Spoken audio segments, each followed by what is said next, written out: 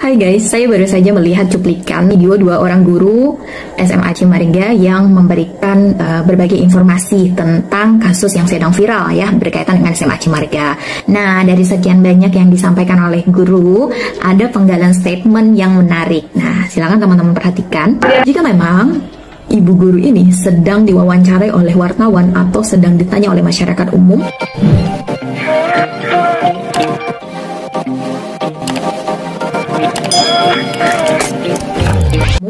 maka dia berkomunikasi di situ tidak lagi mewakili dirinya sendiri mestinya ya, tapi sudah mewakili institusi atau lembaga di mana dia berada. Bahkan dia juga mewakili atau menjadi representatif harusnya bagi atasannya.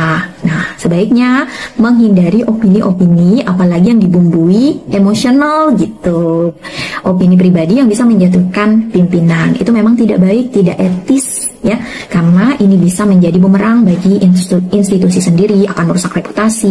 Nah, kita perhatikan ada kelemahan dari SMA Cimaringga dalam mengelola kondisi ini, situasi ini ya. Yang pertama memang mereka mungkin tidak punya manajemen komunikasi krisis yang baik ya. Seharusnya di dalam manajemen komunikasi krisis tersebut dipilih siapa yang harus berbicara di muka umum, diwawancara oleh media, kemudian apa saja yang boleh atau yang sebaiknya tidak disampaikan kepada publik umum ya. Gue aneh nih ke Gubernur Banten, Pak Andrasoni. Bayangkan coba, seorang pemimpin, gubernur, ini makan bersama di meja makan dengan seorang siswa yang sudah melanggar tata tertib, yang sudah melaporkan kepala sekolahnya ke kepolisian. Memang benar, tindakannya baik untuk tabayun, untuk menyelesaikan masalah. Tapi tindakan yang diambil oleh Gubernur Banten seperti memulihkan citra seseorang yang sudah melakukan pelanggaran tata tertib dan merendahkan marwah seorang pendidik. Bayangkan coba, seorang siswa yang sudah terbukti jelas-jelas melanggar tata tertib, melanggar peraturan di sekolah, bahkan melaporkan kepala sekolahnya ke kepolisian, bak seperti disambut seperti seorang pahlawan yang sudah mengharumkan nama daerah Provinsi Banten dengan makan bersama di meja gubernur. Kemudian lebih ironi lagi coba. Jadi ada seorang ustadz muda di Provinsi Banten bernama Ustadz Dede Dendi Albantani yang jelas-jelas merupakan ustadz muda yang cerdas, yang berprestasi. Beliau pernah menjadi juara aksi Indosiar tahun 2025 wakili Provinsi Banten. Jadi sih dulu katanya Pak Gubernur ini, Pak Andrasoni, janji mau berkunjung ke rumah Ustadz Dede Dendi Albantani. Tapi sampai detik ini, sampai hari ini, Gubernur Provinsi Banten belum pernah menginjakkan kaki ke rumah Ustadz Dede Dendi Albantani ini. Ini kita bukan berbicara soal reward, tapi bagaimana seorang gubernur memberikan apresiasi kepada masyarakatnya yang sudah mengharumkan nama provinsinya. Tapi hari ini gubernur malah bertemu dengan seorang siswa yang jelas-jelas sudah melakukan pelanggaran tata tertib, bahkan bertemunya di meja makan. Nah, masa 630 murid semuanya pada ikutan demo? Pasti ada yang tidak senang sama kepala sekolahnya. Kalau kita hitung-hitung, 630 siswa itu udah hampir satu sekolahan. Ya pasti ada yang mengkoordinir dan pasti ada yang memprovokasi. Entah itu oknum guru, entah itu oknum dari pihak luar. Kalau dari siswa-siswanya nggak akan mungkin bisa mengkoordinir seperti itu. Pasti mereka ada yang men-triggernya, pasti ada mereka yang ngajarin supaya nyebarin provokasi agar ikutan demo. Ini buktinya nih, ada provokator di balik aksi mogok SMA Negeri 1 Cimaringga. Ajakan itu masif banget melalui grup-grup WhatsApp. Ya zaman sekarang kan anak-anak sudah familiar dengan yang namanya grup-grup WA. Pasti setiap kelas itu ada grup WA-nya. Tentu saja beritanya yang seperti ini langsung bisa masuk hampir ke seluruh siswa. Untuk memprovokasinya jadi mudah.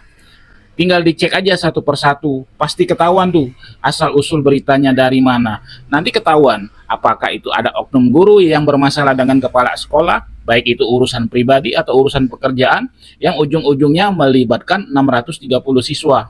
Apabila yang memprovokasi itu adalah oknum gurunya, sangat disesalkan banget. Karena seorang guru harusnya menjadi orang yang paling terdepan, garda terdepan dalam mendidik dan mengajarkan anak-anaknya. Baik itu ilmu pengetahuan, budi pekerti, adab, dan sopan santun ketimuran. Supaya tidak terjadi lagi hal-hal yang tidak diinginkan seperti kasus yang kemarin itu kepala sekolahnya yang ingin mendidik siswa karena para guru mungkin sudah tidak sanggup lagi atau gurunya males, kita nggak tahu juga. Yang jelas hal ini jangan sampai terjadi lagi.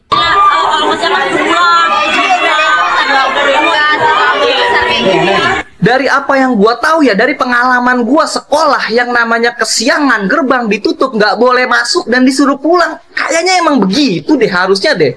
Untuk mendisiplinkan. Kayaknya emang ada yang salah. Dan ini di SMA 1 Cimarga nih yang udah berjalan terus-terusan nih, kayaknya ada budaya yang salah nih.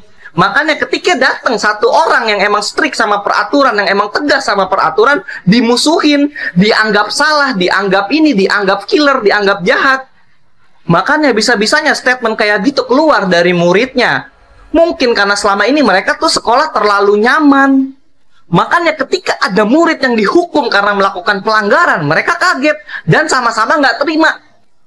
Loh, biasanya nggak begini, biasanya nggak sampai dipukul, biasanya nggak apa-apa. Makanya mereka ngelapor. Hai guys, saya baru saja melihat cuplikan video dua orang guru SMA Cimarga yang memberikan berbagai informasi tentang kasus yang sedang viral ya berkaitan dengan SMA Cimarga.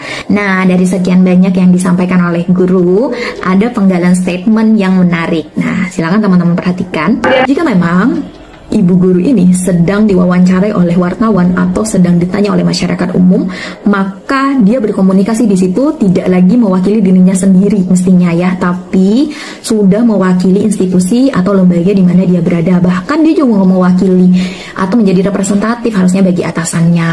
Nah, sebaiknya menghindari opini-opini apalagi yang dibumbui emosional gitu. Opini pribadi yang bisa menjatuhkan pimpinan. Itu memang tidak baik, tidak etis ya, karena ini bisa menjadi bumerang bagi institusi sendiri, akan merusak reputasi.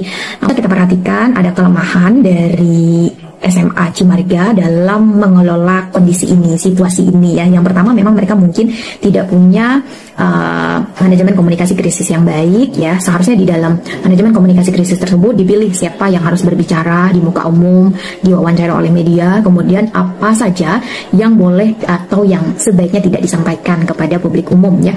Gue aneh nih ke Gubernur Banten, Pak Andrasoni. Bayangkan coba, seorang pemimpin, gubernur, ini makan bersama di meja makan dengan seorang siswa yang sudah melanggar tata tertib, yang sudah melaporkan kepala sekolahnya ke kepolisian.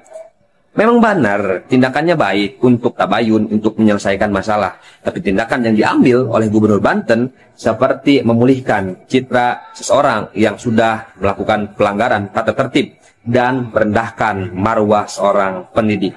Bayangkan coba, seorang siswa yang sudah terbukti jelas-jelas melanggar tata tertib, melanggar peraturan di sekolah, bahkan melaporkan kepala sekolahnya ke kepolisian, bak seperti disambut seperti seorang pahlawan yang sudah Terima kasih sudah menonton, jangan lupa like, subscribe, dan tekan tombol lonceng. Bye-bye.